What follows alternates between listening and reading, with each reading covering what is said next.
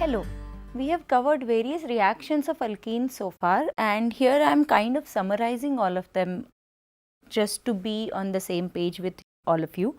So, we have seen the reaction of alkenes with something like HBr, we have seen the reaction with just bromine Br2Cl2, we have seen how a halohydrin forms. So, that is when a reaction of bromine with water reacts with alkene, and we have also seen various reactions such as ozonolysis, we have seen hydrogenation wherein in the presence of palladium or platinum catalysts hydrogen gets added across the double bond. We have seen some of the alcohol forming reactions. So, these are the reactions with which you can convert an alkene to an alcohol, and these reactions can be done either with the help of H3O plus, which puts the OH on the more substituted carbon. It could be done with oxymercuration and reduction reaction, which puts the OH again on the more substituted carbon, but without the formation of a carbocation. So, there is no carbocation rearrangement. And also we have seen how to put that OH on the less substituted carbon of the carbon-carbon double bond using hydroboration and oxidation.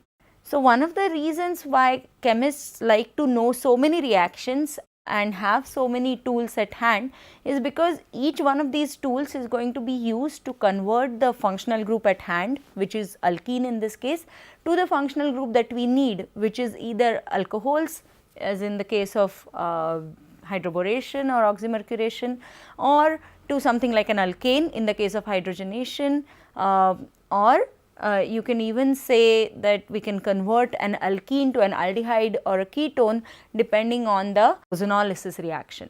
So, the next reaction that we are going to see is a reaction of alkenes wherein the intermediate is a radical intermediate, and radicals basically denote the presence of not a pair of electrons but a single electron, and that is why the arrow pushing is also a little bit different from the previous arrow pushing. So, that is why I kept this reaction for the last, wherein we can now discuss the reaction of an alkene with HBr, but in the presence of a peroxide through a radical mechanism. Okay. So, what I am going to do is I am going to take an alkene and I am going to react it with HBr. Now, remember, without the presence of a peroxide, we have seen this reaction wherein the double bond of alkene acts as a nucleophile and it really is going to form this particular product, wherein the bromine ends up on the more substituted carbon. Now, if I do this same reaction, the reaction of alkenes with an HBr, but I add something like peroxide in it. Okay. So, more often these are alkyl peroxides. So, I am going to take the same alkene with HBr, but I am going to add dimethyl peroxide here. Okay. Now, turns out that the bromine in this particular reaction does not end up on the more substituted carbon, but it goes on the less substituted carbon. So, this is something different, right, because we have always seen bromine going on that more substituted carbon. So, what is the reason that this particular reaction is not following the earlier trend, right? So, what we are going to do is we are going to go step by step through this reaction mechanism. Now, when you have a presence of a peroxide, remember peroxide is a very different functional group than the ones that we have seen before. The oxygen-oxygen linkage is not really strong, in the sense it is very susceptible to breaking in presence of heat or light or any form of energy. So, what happens is the peroxide oxygen-oxygen bond breaks, but it breaks homolytically. What do I mean by homolytic cleavage? So, when it breaks, it is going to break such that the two electrons that are forming that oxygen-oxygen bond are going to go such that one electron goes to one oxygen, the other electron goes to the other oxygen. So, what you have here is called as a homolytic breaking of the bond. So, as you can see, we have denoted it with the presence of a dot on that oxygen. Okay, this is nothing but a radical that is formed. Okay. So, also notice that the arrow pushing is such that now I have drawn only one head to each of the arrows, When you draw a two-headed arrow, it means both the electrons are moving. When you draw a one-headed or a single-headed arrow, which are also called as a fish hook arrow more often, it means that only one of the electrons of the bond is moving in that direction. Okay, so what we are going to do now is we are going to see how this reaction happens. More often, all the radical reactions that happen in nature typically go through 3 steps. The first step is the radical initiation step, when the radicals are formed, right. So, we have already discussed one of the initiation steps. Okay, so this is our first step, in which the peroxide molecule in presence of heat or light is going to break down to form peroxide radicals. Now, radicals, as you can imagine, are not really stable. So, they are going to quickly react to form either other radical or to satisfy themselves and be neutral compounds, right. So, as soon as these radicals are formed, they are going to look for something to grab, right. So, in the second step, what happens is that the peroxide radical is going to grab the hydrogen such that only one of the electrons of the hydrogen bromine bond will travel with the hydrogen and form a bond with the peroxide radical, and in turn creates another radical, which is a bromine radical. Now, I am not drawing the other electrons that are present, but remember they are present on that bromine. So, bromine here has 7 electrons really, okay. Again, bromine radical itself is not going to be stable, so it reacts further, and thus we have our second step. So, the first step was initiation, where we created radicals. The second step is going to be propagation of the reaction. So, propagation means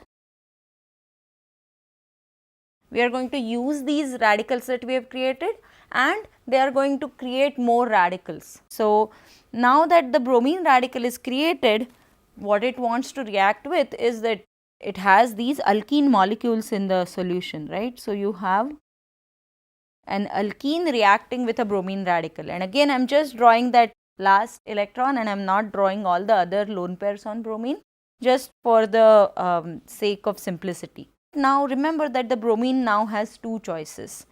It can either react such that it can get attached at carbon number 1 or it can get attached at carbon number 2, right. So, I am going to draw both the scenarios. Once when it gets attached to carbon 1, okay, how would it look? It is going to look like when the bromine attacks, the carbon-carbon double bond splits and one of the carbon forms a bond with the bromine, the other carbon puts its electron with itself. So, what you have here is a new radical that is formed. Now, this is a carbon radical, okay. So, that is one option. The other option is when it gets attached to carbon 2, and what do you have here? You have this other option. In both the cases, you are creating carbon radicals. But remember, one of them is a tertiary radical, whereas the second one is a primary radical. Remember, we had talked about how tertiary carbocations are more stable than secondary and secondary are more stable than primary. Well, the same stability order is also true in the case of radical stability. So, in this case, a tertiary carbon radical is going to be more stable than a primary carbon radical, and thus what really forms as the first step of propagation is this tertiary carbon radical, and you do not see this primary carbon radical being formed at all, right. So, what you have is now you have created a carbon radical that is tertiary in nature. This tertiary carbon radical will react again with HBr, okay. Again, the bond between hydrogen and bromine is going to break such that hydrogen takes one of the electrons and forms a bond with the carbon radical, whereas bromine leaves with the other electron, creating the next bromine radical, okay. So, now what you see here is that in the propagation step really we have consumed one of the bromine radicals, but we have created another bromine radical as the propagation steps end, right. So, what happens is that the new bromine radical that got created is going to react again with the new alkene molecule, and the step is going to be repeated multiple number of times until we have consumed most of the alkene molecules. So, as a result of which what happens is most of the alkene will get converted to the corresponding alkyl bromide, wherein the bromine goes to the less substituted carbon. But the reaction does not really end here, right. In fact, the third step or the third type of steps of any chain reaction is a termination step. So, as the name indicates, it basically means that the reaction comes to an end as it terminates. In the termination step, what you are going to see is when you have two radicals coming together such that they no longer remain as radicals and become neutral molecules. So, what we have here is, let us say that the two bromine radicals can come together and really form Br2 again,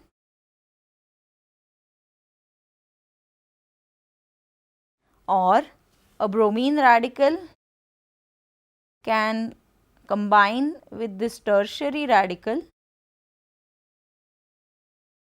to form something like this, right, a dibromo compound, or a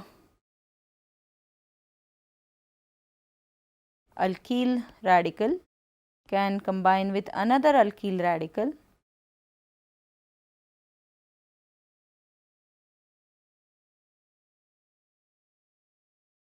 and form a molecule like this. Remember, there are many other termination steps that are possible. So, for example, the peroxide radicals can now play a role and they can combine with the alkyl radical. So, really a lot of termination steps are possible, and when these radicals terminate the reaction, they no longer are in the form of radicals, so the reaction ends. What we see is that the major product of the reaction does not come through termination step. It comes through the propagation steps, because every propagation step you are going to create a molecule, right. So, what you see is that the product of the reaction is really here, which is the formation of this particular alkyl bromide, wherein the bromine goes on the less substituted carbon. So, that was one of the last reactions of alkenes that I wanted to cover. Remember, putting that bromine on the less substituted carbon gives you a very important tool, because alkyl halides, as we are going to see in the next few chapters, are one of the most reactive molecules, and it is very easy to convert one alkyl halide to other functional groups. So, it is easier to convert alkyl halides to alcohols, it is easier to convert alkyl halides back to alkenes, it is also easier to convert alkyl halides to some other functional groups that we have seen before. So, knowing how to put a bromine or how to put a halogen on a more substituted carbon versus less substituted carbon gives you a very important tool, and you can use the right tool at the right time to create the molecule in need. So, with that, let us end the reactions of alkenes, and next time we will begin with the reactions of alkynes.